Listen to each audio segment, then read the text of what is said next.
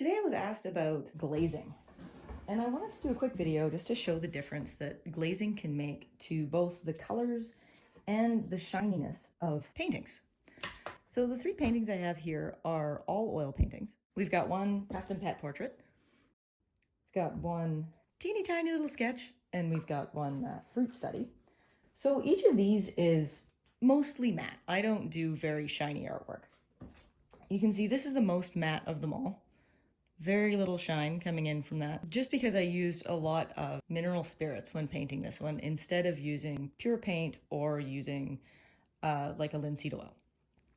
This guy's a little shinier. It's got much thicker paint. See if we can see some shine there.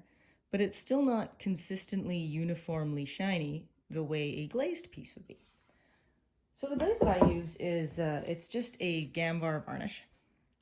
And what it does is it really brings out the colors in these, but it also makes them significantly shinier, and the shine is really consistent all over. And that can be something that I really like in some pieces and don't want in others. For example, if I've got fruit here and I've got really thick paint on the fruit, but the background is really matte, that might be something I want to keep. In this case, we're going to take a look at how it looks before and after being varnished. So I've got my brush, got a dish, I've got some varnish. And let's get started with this little guy first. This one's the one that's going to make the most difference on. You can see how mostly matte that is. So look at the difference that makes. These colors in this stripe of varnish are much, much richer. I love that it gives it a wet look, and that wet look doesn't go away as it dries. But now you can see that from certain angles, it's really shiny. It's really shiny.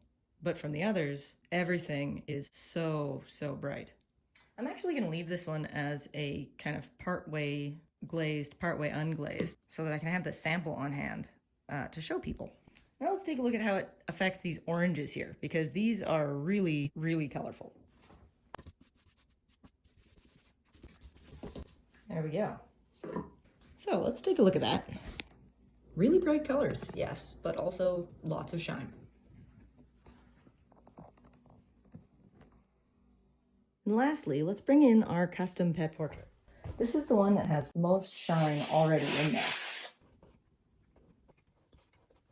There we go. So let's leave this puppy to dry. That brings us to the custom pet portrait in question. So this is Rocky. He's the one that I was actually called about to see whether or not glaze would be a good idea. He's mostly matte, but there are some shiny areas. So you can see there's some difference in the shininess of his fur, and part of that is because when I paint, I do the shadows first and then come over it with the details.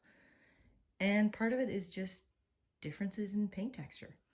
So sometimes that's really desirable. It shows that it's a handmade original oil painting, but it also creates variations that not everybody likes in the final piece.